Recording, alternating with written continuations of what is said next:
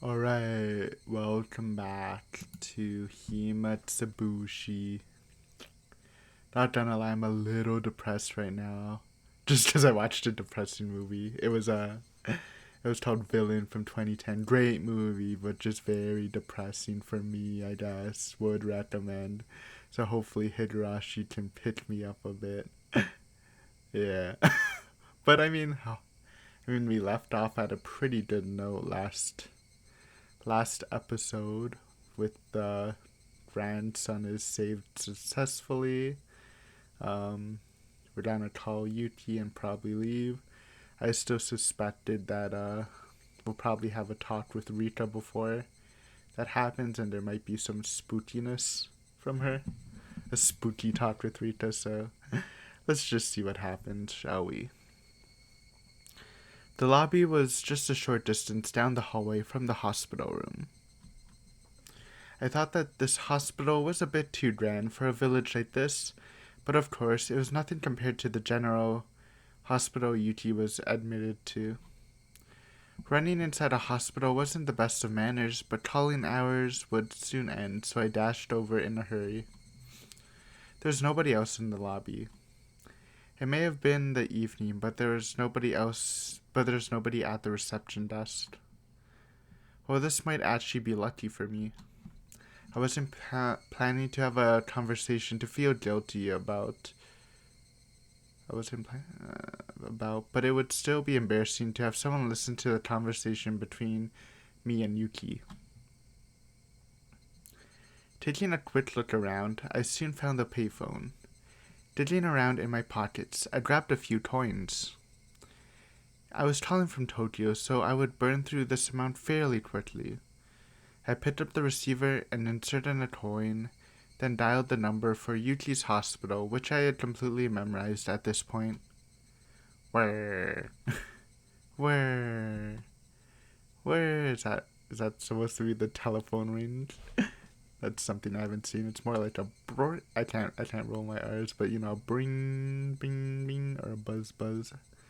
You've probably heard it if you've watched my channel for a while, but my home telephone, which has been unplugged for a while now, but if you were there before, it had like the most annoying ringtone, dude. It was horrible. The number for Yuki's hospital had a lot of 8 and 9, so dialing it in inevitably took some time. Normally, it wouldn't be a big deal, but currently any time was precious. However, I felt something was strange as I was dialing the number. I don't know how to exactly put it, but it was as if the receiver was too quiet. That unique white noise from the telephone line wasn't there. Oh, remember my prediction, dude? From last chapter where I said something weird's happening, because the Rika prophecy didn't line up, and somehow Oishi saved us when he was choked out. I said like the real history would be Akasaka letting the guys escape with the kid, and that's what he would regret for being a coward. But for whatever reason, Oishi was somehow there, even though again he was supposed to be choked out. And yes, this is some off script stuff. So maybe it's something like that. I don't know, I'm feeling it. Somehow I felt that I wasn't getting any feedback from the phone, and without feeling a response, I hung up the receiver to try again. The coin popped out from the return slot. I reinserted the coin and began dialing once again, but the receiver was still dead silent.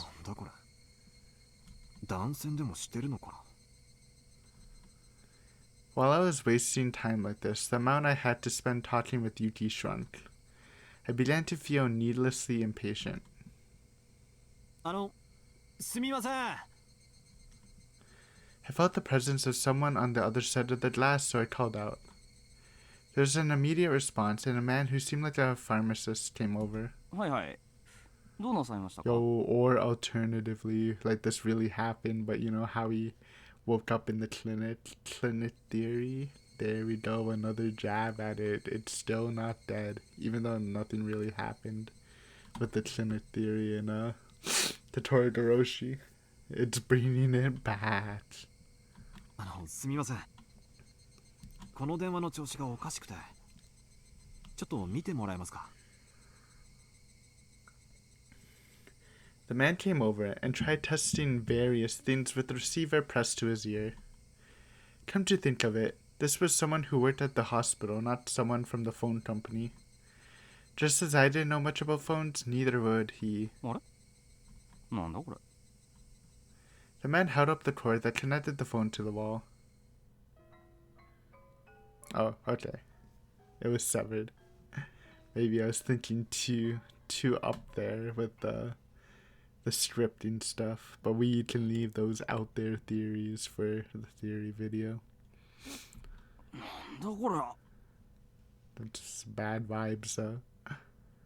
参ったな。 Well, this is a dilly of a pickle. Is that what he really said? I thought he just said, like, oh man.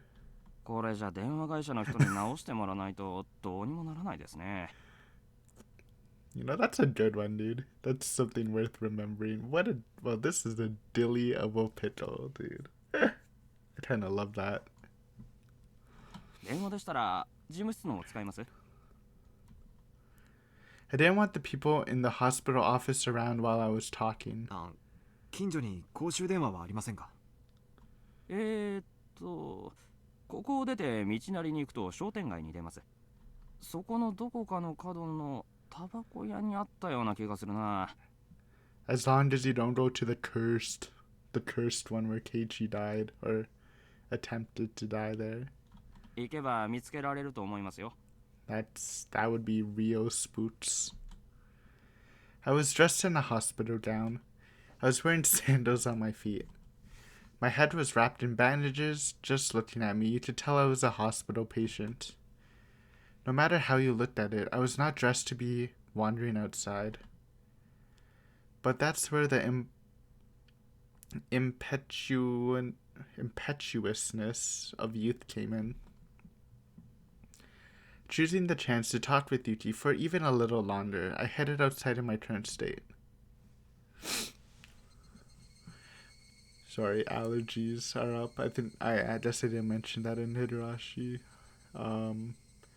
Yeah, allergy season's here, dude. My nose is sniffly, my eyes are itchy. Luckily my throat isn't itchy, because that's usually like one of the worst things, but if I sniffle or if I have to take a break because my eyes are burning, which, to be fair, it's not burning too much today, then yeah, might have to. Follow the road to the shopping district. Should be able to find one soon enough. With only those 2 lines as my guide, I ran outside the gates of the hospital. So wait, we were at the hospital, not the clinic? No, we were at the clinic, right? Yeah. It was Erie's. It was there too. With the village nested in a valley, when the sun set, it got dark quickly. The sparse streetlights lit up enough to start attracting moths. The Higurashi, knowing the time for their course was soon at a close, redoubled their fragile cries.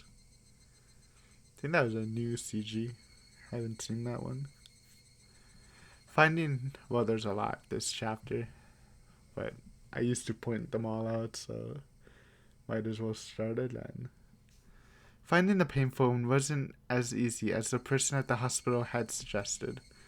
Was it still up ahead? Did I miss it already? Was I getting farther away? We haven't seen this story either.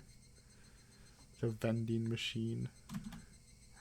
Just as I was about to be crushed by the wave of uncertainty towering over me, I found a shop on the corner with cigarettes written on a small sign. My joy spurred me onwards. Just as I heard from at the hospital, set next to the counter of the cigarette shop was an antiquated payphone. I wasn't wearing a watch, so I didn't know what time it was. I probably didn't have much time left, though. But it was enough. Just as long as I could tell Yuki my job was done and I would be coming home soon. Picking up the receiver, I slid a coin down the slot. but I felt that something was strange, just like at the hospital. Even after inserting the coin, the phone showed no response. Yo, it is spoots. I hung up the receiver and tried putting in the same coin one more time. But there's absolutely no response. This phone was dead. It couldn't be. Thinking that, I felt along the cord and that protruded from the back of the phone. Doing that, my hands found the end of a completely severed line. What is this? Who's snipping at the phones, dude? Is it Oyashiro-sama? Just with scissors. He's just following him. Yo, he's invisible footsteps, dude. He follows him and just snips at it. Alright, that's Oyashiro-sama would be Rita. Is Mini Rita meeping around? Having now had the same thing happen twice, my bafflement was accompanied by a sense of unease. Let's go back to our boy Oishi. Even though during these weird times, it's hard to trust anyone because everyone goes a little weird, but it's probably better than wandering the streets in a gown. A hospital gown. It seemed that the cord had been severed cleanly by a sharp blade of some sort. And I may be mistaken, but it didn't look like much time had passed since it was cut. すみません。すみません。 Opening up the booth window of the tobacco shop, I looked for someone in the dimly lit interior.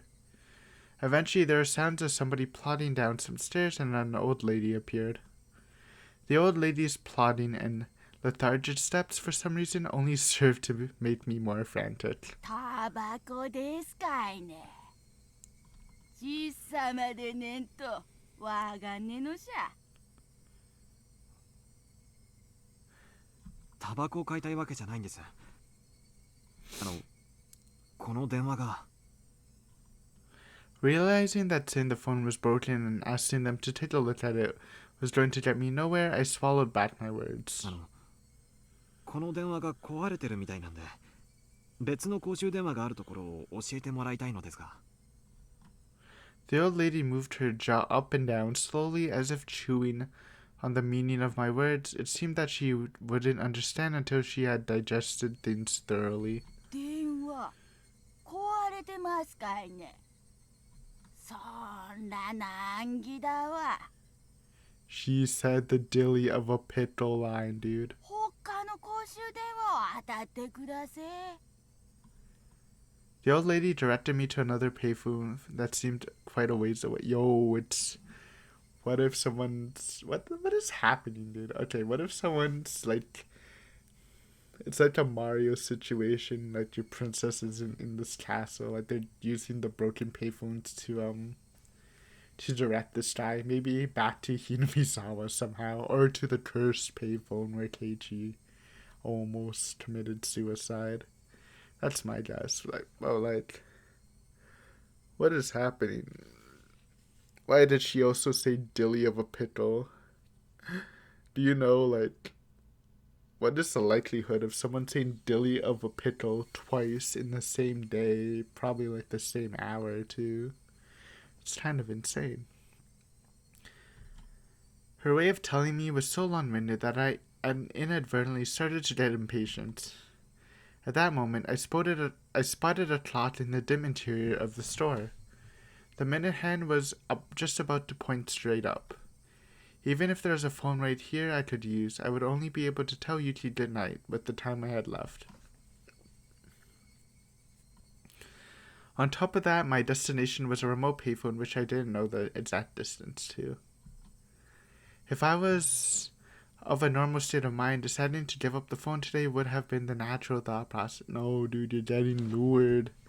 It's all going according to plan. You're gonna get ganked. You're gonna get Tomataki'd. But at that moment, I became somewhat stubborn for some reason. Yo, it's what Rita said. It's better to not have a choice at all. You're following the script.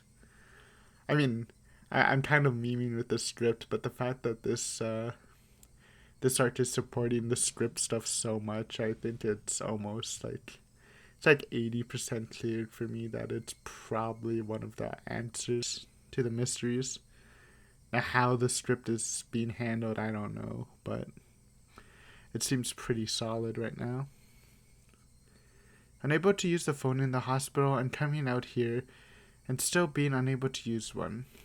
There was no mistake that I had become quite insistent on using a phone. どうもありがとうございます。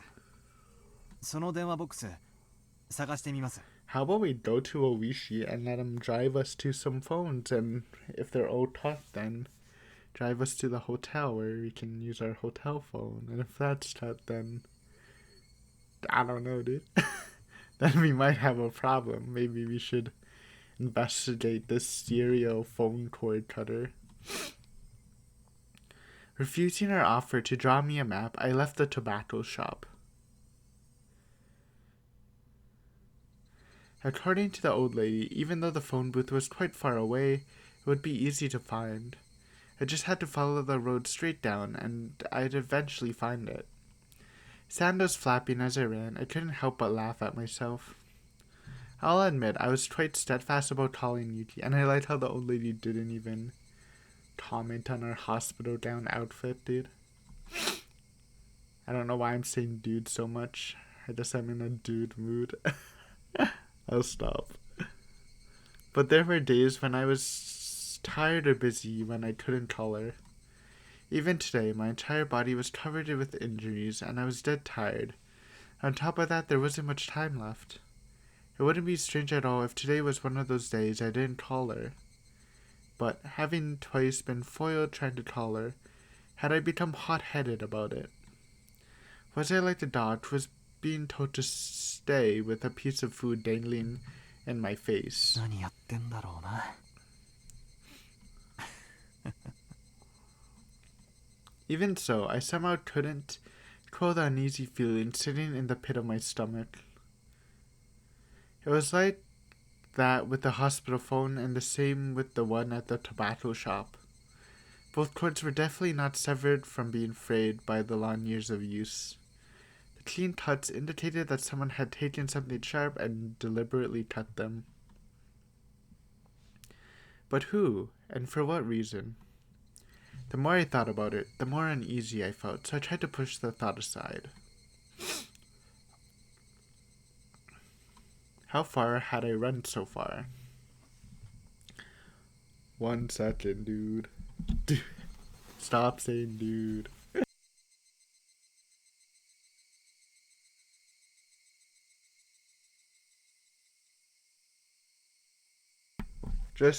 Just blew my nose. It's feeling a bit stuffy now. The scenery around me was no longer the shopping district with the residential buildings scattered about the lonely road. Yo, this is definitely a familiar scenery. The surroundings had already grown dark. I was blatantly out too far for a quick phone call, and it was quite obvious I was far removed from the hospital. I recalled the clock I saw at the tobacco shop. It might almost be time. I had to run for quite a bit, so my breathing had grown quite ragged. If I had just wanted to hear Yuki's voice, I should have just thrown away my reservations and borrowed the phone in the office. I regretted it a little. Well then, was it about time to give up? Just when I thought that, I saw the light in front of me. I had finally found it. It was a phone booth. Yo, this is the cursed one. Yo, isn't this the road Tomotaki died? Maybe it's not exactly, but this is the CG in Onakakushi with the hint where they confirmed his body, I believe. It seemed that the light in the phone booth had recently been changed as it shone with a vivid white light. Although in the gloom of Hinamizawa is nothing more than a gathering spot for moths. But in any case, I had finally found it. As my hand touched the door of the phone booth, I realized that I was breathing and sweating heavily. I didn't know what time it was right now, but even if it was just for a moment, I might be able to get in touch with Yuki. Since I had spent all this effort getting here, turning back without Even giving it a try was out of the question. Before I picked up the receiver, another wave of uneasiness washed over me. I was worried that this phone cord might have been severed as well. How was the cord in this phone booth? Squatting down, I followed the bundle of cables as they ran along the corner into the ceiling. I had a glance. Nothing was out of the ordinary. I ran my fingers as far as I could along the line to check it out. The only thing they found was a thick layer of dust. Yo, but if this is the cursed phone booth, bro, it was... I don't know what's up with me today. It's the allergies. It's making me feel... It's making me say stuff. Anyways, at least it's not cut, but I feel like you've already been lured out.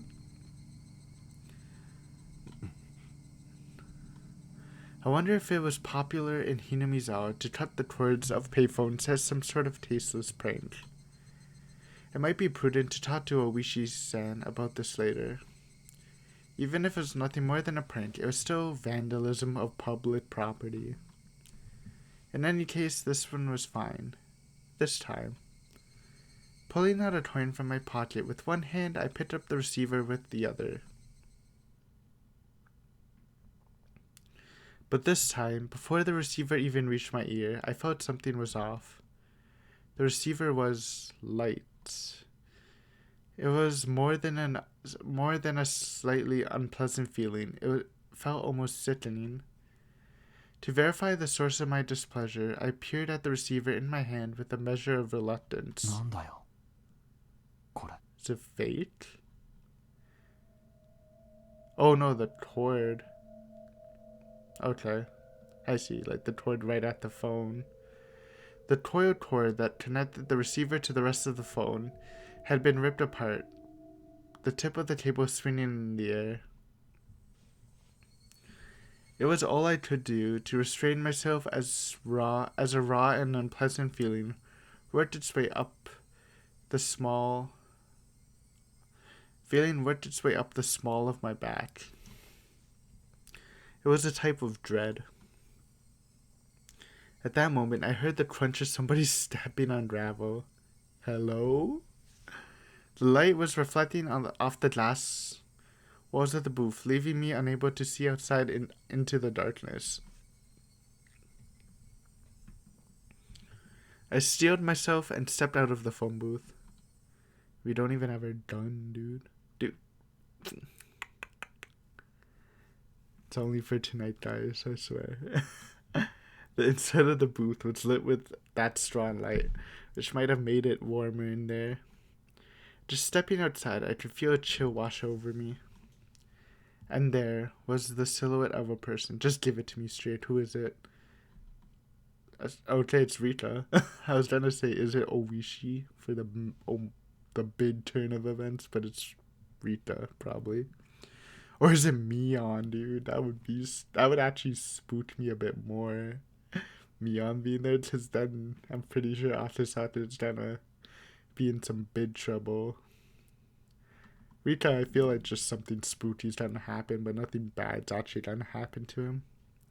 A small silhouette. 君は The long hair of the silhouette was blown about by the cool breeze. Yeah, okay, that made 怪我 sense. 人が病院を抜け出してはいけないのですよ Good. Hello, Mini Rita. I mean, I knew we were gonna meet you, but not in these circumstances. Somewhere in my head, I knew who this girl was. I didn't have any basis for it, but I knew that she was that girl.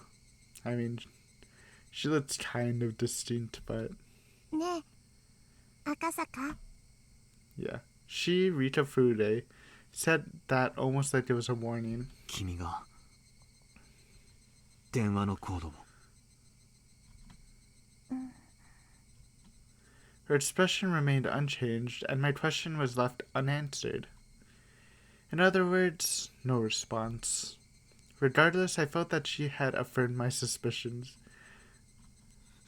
どうしてこんなことをするんだどうして The last word had a tinge of anger behind it. I frantically tried to smooth things out, but she didn't seem very afraid. もうどうにもならないことです。 I interpreted her words as meaning that I wasn't going to be in time for calling hours at the hospital. But thinking about it, that would have been a strange thing to say. Why would she know something like this, like that? I could take what she said. I could take what she had said to have any other meaning. She just stood there like a mannequin, not even moving an inch. Almost to the point that if the wind wasn't occasionally rushing through her long hair, there would be an illusion that time had stopped. 赤坂が私を気味悪く思っているのがよくわかる。 It's a bit harsh. I mean, you're acting a little creepy right now, Rika. But I still think you're adorable. You can be creepy and adorable at the same time. あ、いや、そんなことないよ。 My denial came out almost like a bad piece composed for a poetry slam. But her words were right on the mark. I had always felt something ominous and uncanny about her. Ever since the strange threats at the shrine. I was about to say not always, but clarified it. That's the smug face, dude. Smug face. She had noticed that my expression was contrary to my words, seemingly laughing at the gap between them. 赤坂の怖がり。 Uh-oh. I mean, we manned up for the saving stuff. 怖がってなんかいないよ。 Unless my scripting thing was wrong. Being laughed at by the small child didn't sit well with me. So I said that. もう電話を探しても手遅れの時間です。 そうだな。 She didn't even have to say it. I was absolutely too late. I might have already missed calling hours even by the time I reached this phone booth. I was too late. I had no option but to give up for today. Once I decided that, my unhealthy obsession with phones suddenly faded. Even I thought that it was strange that I was that obsessed. That strange obsession now gone, I began to laugh at how hopeless I was. I mean, just look at what I was wearing. It wasn't normal. A hospital gown and sandals. My head wrapped in bandages and my body completely soaked in sweat. It was a wonder that the old lady at the tobacco shop wasn't surprised to see me. That's what I commented. It was pretty weird. Don't forget the dilly of a pickle. With wanting to hear Yuki's voice as my motive, I trapezed down the town the entire evening. I didn't know whether to call it the follies of youth or simply plain embarrassing. In any case, it was all I could do but to laugh at myself. もうこれで今夜赤坂がすることは何もないです。 Part of the script. そうだな。もう何もないよ。 Yeah, yo, it's so confirmed, dude. So confirmed. おとなしく病院へ引き上げるさ。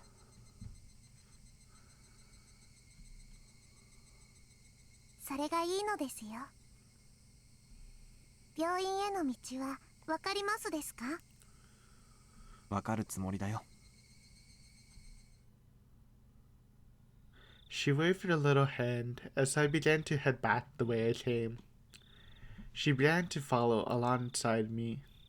Looking at her face, I could see that she wore a mischievous smile, as if she was extremely interested in whether or not I would get lost.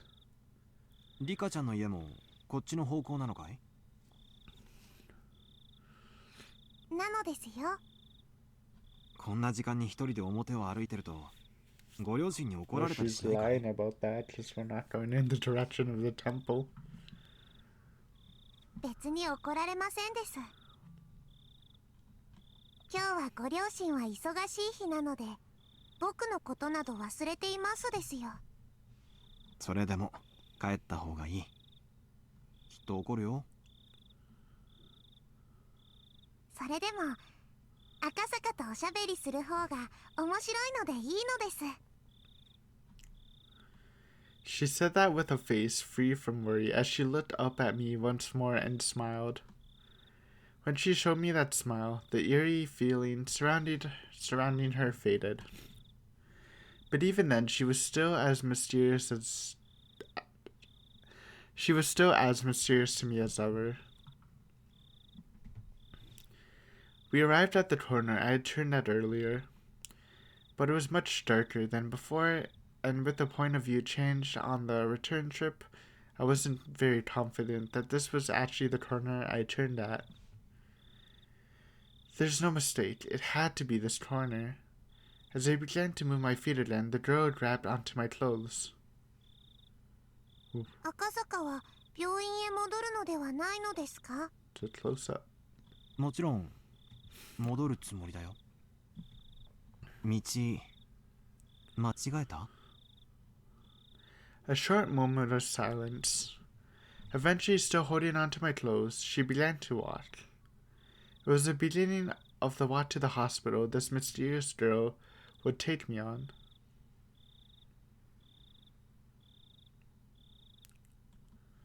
Chapter break.